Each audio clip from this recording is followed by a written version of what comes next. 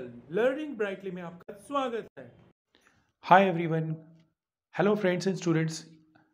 Welcome back to my channel Learning Brightly. So dear friends and dear students, today what we are going to do, we are going to do the lesson number 4, The Rat Trap by Selma Lagerlof. Quick revision in 5 minutes. So dear students and friends, मैंने आपको बताया है कि मैं spoken English classes के साथ साथ 12th के लिटरेचर के समरीज को भी शेयर करूंगा, जिससे कि जो बोर्ड एग्जामिनेशंस में आपके नियर वन है आप उन्हें ये पहुंचा सकें और वो अच्छे से अपनी प्रिपरेशंस करें। Thank you. तो चलिए आज का टॉपिक स्टार्ट करते हैं। टॉपिक का नाम है आपका lesson number 4, rat trap, which is written by Selma Lagerlof. Quick revision in 5 minutes. So first of all we will start with the author. Author का नाम क्या है? Selma Lagerlof. इनका जन्म हुआ 1858 में, 1858 में she was born and 1940। Swedish writer थी ये। स्टोरीज इनकी काफ़ी लैंग्वेजेस में ट्रांसलेटेड थी और इनका यूनिवर्सल थीम का मतलब होता है सर्वव्यापक सत्य। A believe goodness awaken understanding and love minds of Sweden rich in iron ore. It means कि विश्वास के साथ, प्यार के साथ एक व्यक्ति के अंदर जो अच्छा इंसान है उसे हम जगा सकते हैं। और ये जो लेसन लिया गया है आपका, ये किस पर आधारित है? माइंड्स ऑफ स्वीडन, यानी कि स्वीडन में जो खाने हैं, और रिच इन आयरन और यानी कि ये लोहे की जो खाने हैं वो बहुत ही फेमस है। ठीक है, यानी कि बहुत ज़्यादा लोहे है इधर। So start the summary.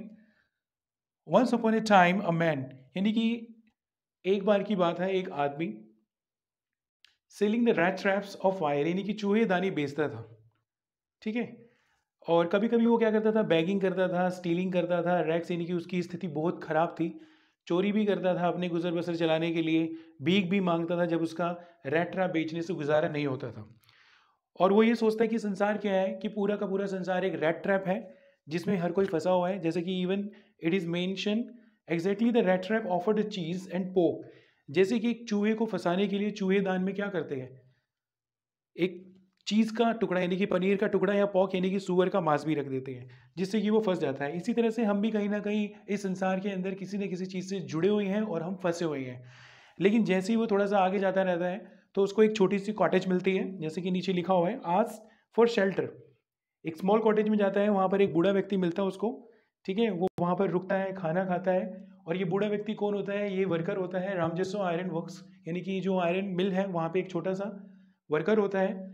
और अब वो बूढ़ा हो चुका है, उसके पास और कोई साधन नहीं है। उसके पास एक गाय है जिसके दूध से क्रीम बनती है, उसे बेचकर वो पैसे कमाता है। और जब वो रात को उसके साथ वहाँ रुकता है, खाना वाना खाता है, तो नेक्स्ट डे क्या होता है कि वो उसके 30 कॉर्नर जो वो रख के जाता है बूढ़ा आदमी उसके सामने खिड़की के पास लटका के, तो वो तोड़कर जब वापस, जैसे दोनों चले जाते हैं, फिर वो थोड़ी देर बाद, आधे घंटे बाद आता है और वो तोड़कर पैसे चुराकर वहाँ से चला जाता है। फिर उसके मन में एक डर होता है कि कोई इसे पकड़ लेगा। That's why he did not dare to public highway. वो पब्लिक हाईवे से नहीं जाता है, इन टू वुड्स, वो जंगल के रास्ते से जाता है। And he lost his way, और वो अपना रास्ता भूल जाता है। फिर ही वॉज ट्रैप्ड। फिर वो खुद भी सोचते हैं कि earlier I was talking about the all the world, whole world is a rat trap, even the people they were also trapped in this particular rat trap.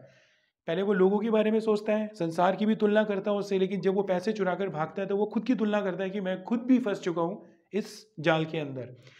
लेकिन क्या होता है, जैसे ही अंधेरा शुरू हो जाता है end December, late December in the sense 20 December की बात है, यानी कि क्रिसमस ईव आने वाली थी, यानी कि 1-2 दिन पहले की बात है। डार्कनेस यानी कि अंधेरा हो जाता है। वो पहुंचता है रामजस्सो आयरन वर्क्स, यानी कि उसी आयरन मिल्स के पास। और वहाँ पर वो जब पहुँचता है तो वहाँ का जो ऑनर होता है, यानी कि मास्टर होता है, वो बहुत रिच होता है। वो उसको पहचानता, कहता है कि यू आर निल्स ऑल्फ, यानी कि उसके पुराने रेजिमेंट का कोई एक साथी है। तो उसको ऑफर करता है मेरे साथ घर चलो, बट ही रिफ्यूज। वो कहता है नहीं, मैं नहीं जाना चाहता, बिकॉज ही वॉज केयर्ड। वो सोचता है कि कहीं ये मुझे पहचान न ले कि मैं क्या हूँ, मैं सच में कोई रेजिमेंट रिटायर ऑफिसर नहीं हूँ। ठीक है, तो वो कहता है चलो ठीक है। लेकिन उसके बाद क्या होता है, आधे घंटे बाद उसकी बेटी आती है। उसका नाम क्या होता है? एडला विल्मिंसन।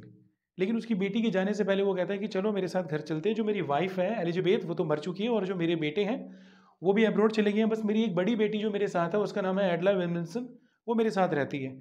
लेकिन जब वो मना कर देता है, लेकिन आधे घंटे बाद उसकी बेटी आती है तो उसको मना कर ले जाती है, क्योंकि even she looked and she noticed, वो ये देखती है और पहचान लेती है कि इधर he has stolen money, he had stolen money और स्केप फ्रॉम द जेल, या तो इसने पैसे चुराए हैं या ये जेल से भागा हुआ है। कहती है तुम टेंशन मत लो, हमारे साथ चलो, जैसे आए हो आराम से वैसे ही चले जाओगे, कोई प्रॉब्लम नहीं होगी, बस हम ये चाहते हैं कि क्रिसमस ईव पर आप हमारे साथ खुशी से क्रिसमस सेलिब्रेट करो।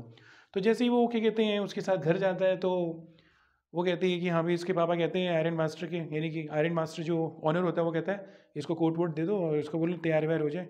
तो जैसे ही वो नहा धो के कटिंग वटिंग शेव करके आता है एंड वेल ग्रूम, बहुत अच्छे से तैयार होता है, तो आयरन जो ऑनर होता है यानी कि आयरन मिल्स का, वो कहता है कि तुम वो आदमी नहीं हो जिसे मैंने वहाँ पे नोटिस किया था, तुम तो और कोई हो। कहता है मैं तो आपको मना कर रहा था, पहले से ही मैंने कहा था मैं नहीं हूँ। तो उसको थोड़ा सा गुस्सा आता है, रूडली बिहेवियर, लेकिन एडला संभाल लेती है, कहती है नहीं क्रिसमस के बाद इनको जाने देंगे। तो जैसे ही क्या होता है, अगले दिन वो जब सुबह सुबह चर्च चले जाते हैं जल्दी, क्योंकि जब रात को वो खाना वाना खा के सो जाता है जल्दी से, मतलब कि जैसे देर रात हो जाती है तो वो सो जाता है, लेकिन सुबह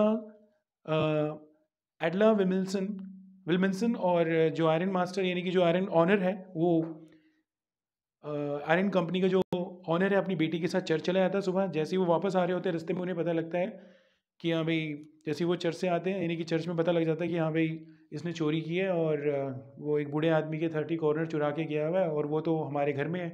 तो वो मुँह लटकाते हुए वापस आ रहे होते हैं, तो वो कहता है कि मुझे नहीं लगता कि घर में जो चांदी के चम्मच पड़े हुए हैं वो भी बचे होंगे। लेकिन जैसे ही वो घर पहुंचते हैं तो वहाँ पर उनका नौकर कहता है कि वो एक पैकेट छोड़ के गया है एडला वेमिंसन के लिए, और एक लेटर था। तो वो जैसे ही खोलती है तो वो शी क्राइड विद जॉय, यानी कि वो खुशी से रो भी नहीं पाती। वो देखती है कि एक चूहेदानी है, छोटा सा रेड ट्रैप था और उसके अंदर 10 के कॉर्नर यानी कि नोट थे, और वो कहता है कि अगर तुमने मुझे कैप्टन नहीं समझा होता तो मैं सच में अपनी असलियत नहीं बता पाता, यानी कि तुम्हारे अच्छे व्यवहार के कारण मैंने सच बताया, और ये जो 30 कॉर्नर में छोड़कर जा रहा हूँ ये उस बूढ़े व्यक्ति को वापस दे देना, ठीक है। और लास्ट में वो लिखता है as a mark of respect, captain von Stahle. So dear students, I hope कि आपको यह स्टोरी अच्छी लगी होगी। So please do prepare for your board exams. Thank you so much.